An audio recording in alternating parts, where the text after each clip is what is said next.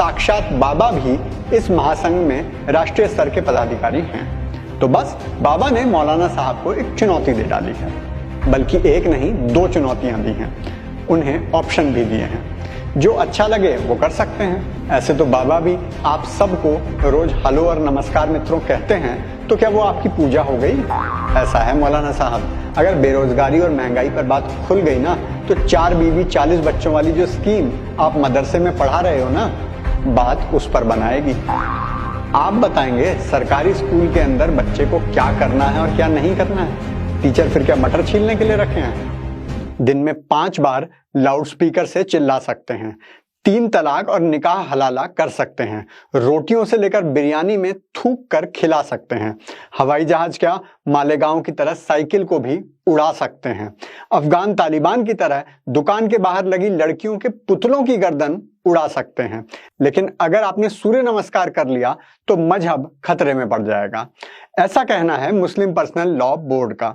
उन्होंने आजादी के अमृत महोत्सव पर 75 करोड़ सूर्य नमस्कार के प्रकल्प में शांति दूतों को भाग लेने से मना किया है। तेल लगा के डाबर का, पहन की टोपी नाइक की, झड़ी लगा दो लाइक की। हेलो और नमस्कार मित्रों। All India Muslim personal law board के महासचिव हजरत मौलाना खालिद सैफुल्लाह रहमानी ने एक बयान जारी किया है। उन्होंने भारत में पढ़ने वाले शांति दूत छात्रों से कहा है कि वो स्कूल में होने वाले सूर्य नमस्कार के कार्यक्रम में भाग ना लें।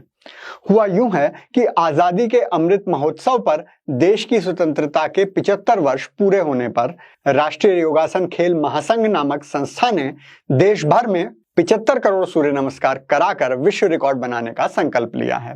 भारत सरकार के विभिन्न मंत्रालयों ने भी इस मुहिम में साथ आते हुए अपने अंतर्गत आने वाले विभागों को इस कार्यक्रम में हिस्सा लेने के लिए प्रेरित किया है। याद रखिए, प्रेरित किया है, बाध्य नहीं किया, जबरदस्ती नहीं की। इसी के तहत शिक्षा मंत्रालय ने भी देश भर के स्कूलों और कॉलेजेस में निर्देश दिए हैं कि सूर्य नमस्कार कार्यक्रम में भाग लेकर वो अपनी आहुति भी दे सकते हैं।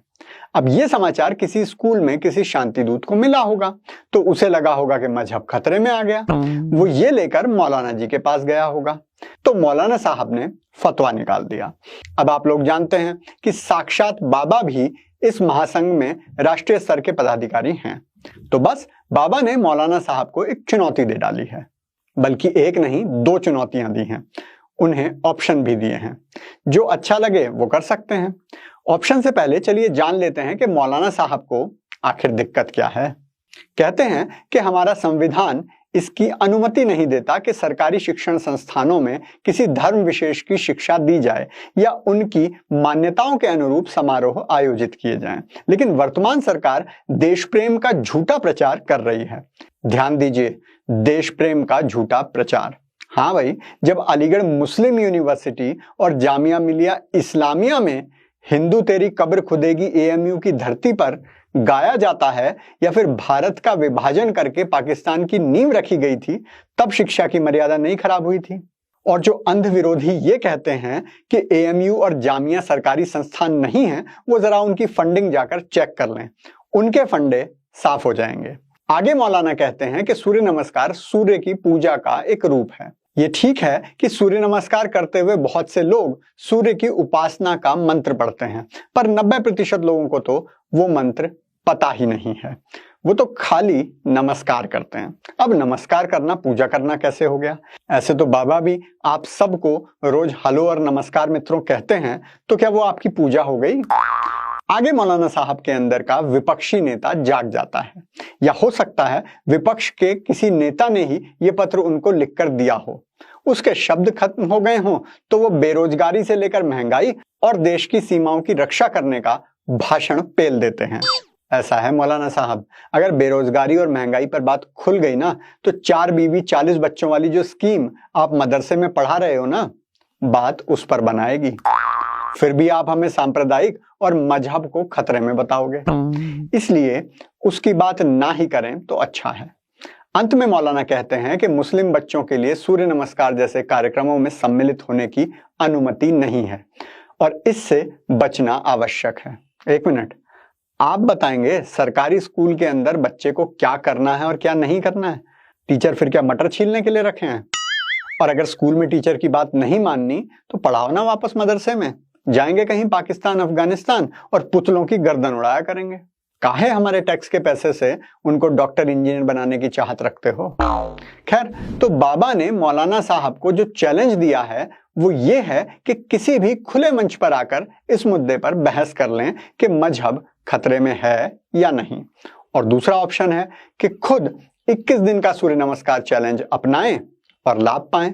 दोनों ही ऑप्शंस चुनने पर आपके ज्ञान चक्षु खुल जाएंगे, ये बाबा की गारंटी है। फिलहाल देश भर में इस विषय पर बहस छिड़ गई है। ट्विटर पर सूर्य नमस्कार ट्रेंड कर रहा है। पांचजन्य, ऑप इंडिया और सुदर्शन जैसे राष्ट्रवादी मीडिया ने इस कार्यक्रम का समर्थन किया है। लेकिन ऐसा नहीं है कि मौलाना साहब का समर्थन किसी ने ना किया हो। रजा अकेडमी ने किया है। अरे वही रजा अकेडमी जिसने मुंबई के आजाद मैदान पर शहीद स्मारक तोड़ा था। बाबा का आज का ब्रह्म ज्ञान है मौलाना साहब के नाम। पहले तो आपका धन्यवाद कि आपने हमारे इस प्रकल्प को पब्लिसिटी दे दी। पहले मुश्किल से कोई मीडिया इस समाचार को चला रहा था, लेकिन आपने ये बयान देकर हर मीडिया में इसे चलवा दिया। सबको इसके बारे में पता चल गया और हमारा काम आसान हो गया। लेकिन मैं आपको एक और गंभीर मुद्दा बता रहा हूं जहां मजहब खतरे में है। आप खुद ही सुन लो। मसला भाई बताओ जरा। भाईजान ये देखें, ये पेप्सी और 7 अप और ड्यू में ये देखें। अच्छा, ये आप गौर से देखें, मोहम्मद का नाम लिखा हुआ है। ये तो QR कोड है। मगर देखो, आप सीधा करके देख लें। अच्छा, ये देख आप ले। इसकी बात कर रहे हैं? जी जी, ये क्या लिखा हुआ है? ये QR कोड है। नहीं नहीं नहीं। अच्छा, तो आप इनसे किस बात पे लड़ रहे हैं? मैं इनको ये कह रहा हूँ, कंपनी वाले को दरखास्त दे रहा हूँ कि आप अपील करता हूँ कि ये नहीं करे, ये मार्का हटा दे, आपकी मेहरबानी होगी। अगर आप भी सूर्य नमस्कार करके शक्तिशाली होना चाहते हैं तो कृपया वीडियो को शेयर और कमेंट जरूर करें, क्योंकि खुशियां बांटने से बढ़ती हैं।